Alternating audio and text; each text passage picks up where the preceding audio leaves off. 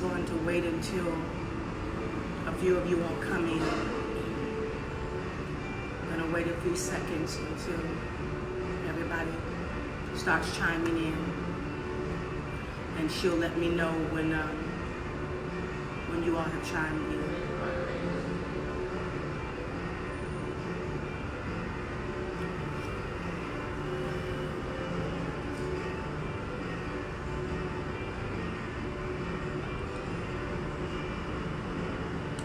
I'm not going to wait too much longer, but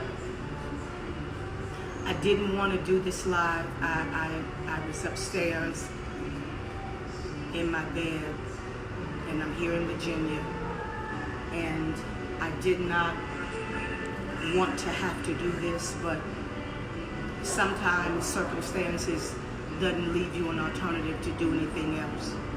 I do want to say that upon doing this live, I did consult with both of the bishops that sit over my life, and they also felt that it needed to be done. I think everybody knows me by now. I've been in ministry 47 years, and so I started preaching when I was 16.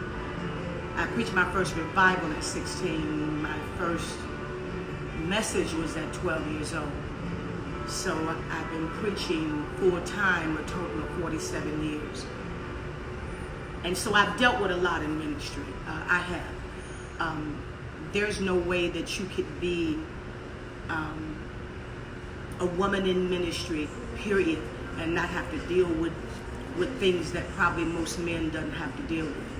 And so I think all I can say is that only the strong survive. And so over the course of the years, I've had to make a lot of sacrifices and a lot of adjustments, and things haven't been, the way I would have wanted them to be every time. But that's with anything. That's with a business. That's with ministry. That's with a church. That's with relationships. And so you learn how to eat the bad with the good, and you just keep going. However, as much as it pains me to have to do this, because I know that as private as I am, and people that know me, even though my name is very public, I don't thrive on allowing a lot of my private issues to be vented on Facebook. And anybody that have followed me on Facebook or Instagram, I'm just not one of those people that when things happen, I got to get on Facebook and throw subliminal curves and, say this and that and da-da-da-da-da. That's just not my style. However, when it is something that I feel and my bishops feel and my pastor feel like it's something that had severely threatened my integrity, then I have a responsibility to be upfront, and I have a responsibility to speak the truth. And so upon me coming to Virginia, from the very beginning, things were well, and everybody was going according to what was sent over to them in the agreement that was sent. And Elder Jimmy Vaughn is the person that handles my ministry engagements, and been a person also in ministry all his life, have seen it all and know how to be diplomatic and how to handle people and how to understand when somebody's having a rough patch, and he don't throw the baby out with the bathwater. So it had to be somebody of that nature that understood how to work with people when they didn't get it all right. It's not a reason to just say, oh, I'm just going to cancel you because you didn't get this right. So from the offset of the last 2 weeks, it had been kind of rough up and down, to the point that the night before I came, which was Saturday night, I requested a phone call with the pastor and Elder Jimmy and my assistant, Unica, who does my ear monitors, because there was a lot being said and done that was just not appropriate, and I found to be offensive, but I wanted to be fair and hear both sides. Well, when we all got on the phone, and I'm glad that I never do anything without a witness, when we all got on the phone, the pastor understood some of the things that he had done wrong, several things he had done wrong, and he apologized. He apologized for his posture. He apologized for things that he said that was inappropriate, and I was good. And so, you know, I don't split hairs over, you know, if it's not exactly the kind of car, because I don't require all of that. And I mean, people that hosted me can tell you that I'm probably one of the most low maintenance guests they have ever had. I don't charge up food on their hotel bills. If I want something to eat, because of the way that I eat, I send my staff out to get me food, and I pay for it. I don't use their phone at all, other than calling the operator for some hot water or something like that. I even send out to get my coffee. And if they bring me coffee, I pay for it. I don't charge ministries for food. Even though they say, Dr. Bynum, feel free to get you something, you know, on the hotel, I don't. I just don't. I don't know. That's just me. I don't use their phone. I don't run up their phone bill. I don't require a limousine. You know, as long as the car is clean, my preference is black. If they don't have it, I don't fall out and die. You know, everybody know I don't like white cars and white limousines, and everybody knows why, you know, that know me. You know, my sister passed away. We haven't gotten over it, and all the white limousines and all of that is a reminder. So I don't want to go out to preach and just be reminded when I get outside that there's a long white limousine and red flowers. That's a bit too much for me emotionally. And after all, I am human. You know, I have a human side to me. And so that would be really the only stipulation, and that the car be clean, and that the people that pick me up would pick me up and look presentable when they come and get me. And so that's about it, people. And so when a lot of those little things were not handled properly, I still said, okay, you know, all right already. You know, you just got to know when to pick your fights and get over it. So by the time I landed, I was on the phone with the pastor Saturday night at 9:06. 9:06, I got off the phone and I headed to the airport. And my flight left at 11:30, and I landed at 12:30. Got off the plane. The ride wasn't what we expected, but okay. You know, let's get to the hotel. I'm tired. It doesn't matter. You know, there was nobody there to greet me, to say, God bless you, welcome to, but who cares? Because I don't require all of that. You know, I know who I am. You don't have to blow me up and butter me up and you know, ooh, here she come, there she go. That ain't even who I am. The majority of times I get around the city by myself. I don't require all the hoopla. My father said to me one day, you can taste success, but don't swallow it, or you will be full of yourself. And I've lived by that motto for more than 40 years. So that I don't, all of that. It's wonderful if you got somebody there to give you flowers or to say welcome to the city, or do you need anything? If not, okay, I didn't come for flowers. I came to do my job. And so I proceeded to the hotel, came to the hotel, and prior to me coming, I was informed by my secretary that something had taken place with my room.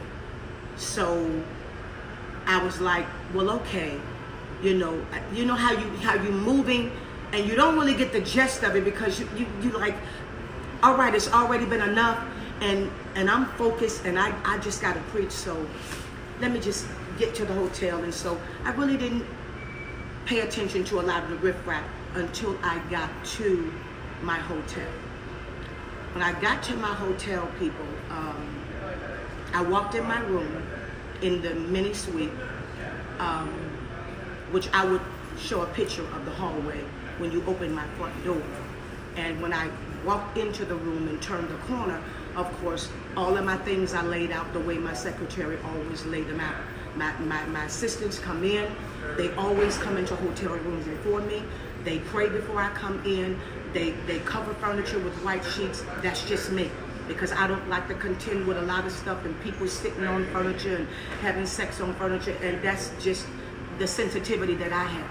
So they cover the chairs or the couches with white sheets, and they pray in the room and prepare the room for me. And somewhere on the bureau, my God, this is so embarrassing, they would have on the bed, I travel with a blanket that says, "Be still and know that I'm God." And they put that blanket on the bed, and my pajamas are laid out on the bed. And then on top of the bureau is all of my underwear, my panties, my stockings, my bra, whatever else I put on is laid out on the bureau for when I get ready to minister. Well, at that point, I was told that the pastor had entered my room without me being aware that he had been in my room. And so I said to my assistant, "What do you mean he's been in my room?" So when I turned around, I said, "You mean like been in my room and saw all of my underwear?" And she said, "Yes, ma'am." And I said, "Well, how do you know that?" She said, "Because the secretary called upstairs, what was her name?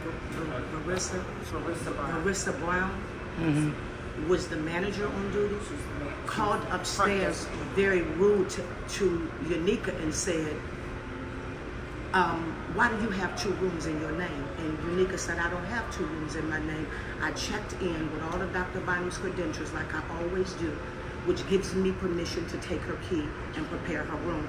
She said, "Well, it's all of her stuff, her underwear and stuff laid out over everything like the pastor said it is." So Unica said, "What are you talking about?" She said, "Well, just answer my question. Is all of her things laid out on the bed and on the bureau like he said it is?" And Unica said, "Well, yes, it is. But that's all I want to know." And she hung up. Well, at this point, Unica proceeded to find that very interesting. So she located the pastor. And she asked him, when she got downstairs, she asked the Marissa Brown lady, "Why would you give this pastor a key to her room?" And the lady said, "Because he paid for the room, he got a right to have a key to her room." And Unica said, "We've traveled all over and I've never heard of that." And so the fact that I'm getting ready to go and stand in somebody's pulpit who've seen all of my underwear, I'm sorry, people, that I just felt naked, and I still do. And I just felt so violated. And what he said was, he came in my room to put something in my room. But then his assistants put juices and drinks at the front desk for Unica to take to my room. And as a male, why would you come into my room? Why didn't you send your wife into my room? And his wife has profusely apologized to me. But people of God, there's some things that's just distasteful. There's some things you just don't cross the lines for. I would not have ever known that he had a key to my room had this lady not been so rude to inform us that she knew all of my garments and spread it around my room. And so at that point, that was the end of the rope for me. I can tolerate a lot, but so no, it wasn't Juanita Bynum per se as to the reason why I didn't show up in that church tonight. It's like I'm standing up there preaching knowing that you know what I have on underneath my dress. That, I don't know. Maybe we living in this modern day world of Christendom. Maybe the millennials is on some other kind of drugs. But where I come from and the way I was raised, that's just too private. That's just too personal. And when Unica confronted him respectfully, he said, "Well, I just wanted to put something in her room." And she said, "But that ain't how we do that. You know, you would have had to contact me to put something in her room." And I looked around my room and there was nothing left in my room. There was no flowers left in my room. There was no fruit basket left in my room. So other than that, I guess I really don't understand the reason why you would have been in my room. And I just feel very, I don't know. Like I said, I could deal with a lot. I can, and I take a lot. I do. Excuse me.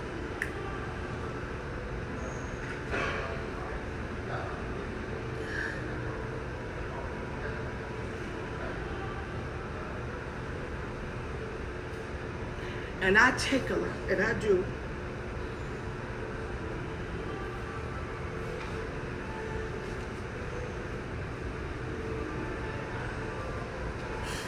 And I'm not one to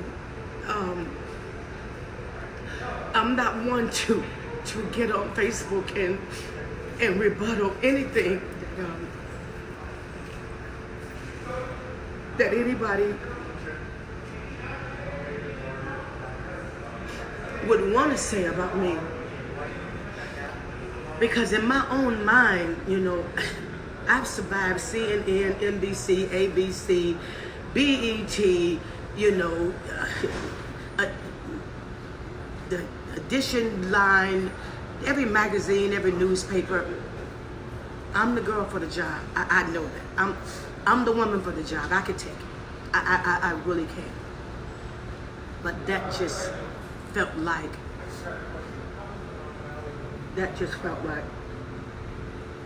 a personal violation to me. That somebody knows what kind of underwear I wear. That drew the line for me. And it took me down. And I'm sorry that I couldn't. I just couldn't walk in there. And when you open my door, which you will see the picture, a photograph in the caption, when you open my door, there's a long hallway. And my 2 black suitcases is at the end of the hallway. That right there is reason to just step back through the door and said, oh, but then you already knew I had checked in. But then you asked the manager for the key to my room. So you would have had to come down the hallway, turn the corner and pass a bathroom and a kitchen station on the left and go into the bedroom part to be able to see that my clothes was laid out like that. That what I sleep in was on the bed. And I couldn't, people. And I'm sorry, and you know, I wept for the people because I knew they came looking for a word, and I'm coming back. And God is going to open up other avenues and doors for me to come back to Virginia. But under these circumstances, I couldn't. And so when it is said, as if the pastor don't know why I wasn't in that building, that became like a double offense to me. And I could not lay in that bed one more second. I had to come down here and say to the people that came to hear me preach and worldwide that it's just time to tighten up the whole etiquette thing. It's too much. It's absolutely too much, and a lot of this lends to the commonality and the familiarity that we allow people, you know, in this day that we living in to have with each other.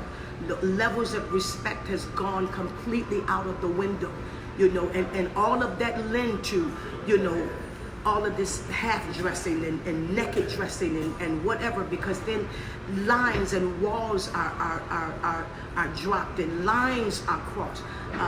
Lines of female etiquette is crossed. Certain things men just don't do. You don't put your hands on a single woman to talk to her. Certain things you just don't do. And when those kind of things begin to happen, and we just say, okay, but I'm not gonna let anybody brush this under the carpet as if, you know, we tried everything with Juanita Bynum and she, no, that's not the truth.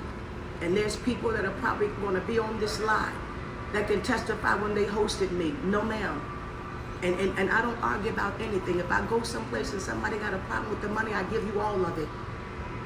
The minute I sense tension, like this is why you really had me to come preach for you, I say, God bless you, man of God. God bless you, woman of God. You can take it all. The minute I see a conference in trouble, if I go to preach for conferences, for years, I didn't just start doing that. If I go to preach for a conference and I can sense that they haven't met their budget, I don't take an honorarium. I give it all to them. So me having to sit here tonight is not even my style. But I had to do this. I had to do this. And we just need to get it together, people. You know, that's why you put female adjutants with females. That's why you let females greet females. That's why, if at all possible, if a male gonna pick you up, let the female handle you. Let a female come and bring something to the hotel. And then for the hotel lady, here at the Hyatt, a world-renowned hotel, the Hilton, to say, well, his name is on the room, so now you put me in another position, because now you've added a pastor's name to my name, that anybody will pull that up would make it look like me and the pastor got something going on. No, you don't do stuff like that. The Bible said, don't let your good be evil spoken of. The Bible said to shun the very appearance of evil, and that didn't look right. That didn't look right. For a man to be entering my room, that didn't look right. And I wasn't present. So I'm in my room now looking around like, okay, well, is a camera in here or something? Or is something, you know, well, what was the point? And I have every right to feel that way. And I feel bad, and I'm leaving Virginia heartbroken that I wasn't able to deliver the word that God gave me to deliver. But there'll be another time. And so to that I say this, and I'm not going to not deal with the Hilton on this either. Just because a person put a credit card up to pay for your room doesn't give them right to have access to your life and to your privacy and your personals, and to compromise your personal life behind your garments. That doesn't give anybody the right to do that. I don't care who pays for your room. And I had to do this tonight. And I know it's me. And I counted up the cost of all of what's going to be said and how people going to play the video. But I'm sorry, people. Sometimes you just got to do what's right. Sometimes you just got to do the right thing. And I know tonight, this was the right thing. I was not at fault. That's not how that happened. And I wish his ministry all the best, and all of, have no ill feelings at all. I mean, it is what it is, but it was wrong. It was wrong. There's no way. There's no way. You let a woman tell me on this page right now that you could have stood up there and preached knowing that you're swinging in your robe and the person is looking at you and know what kind of underwear you got on. I'm sorry.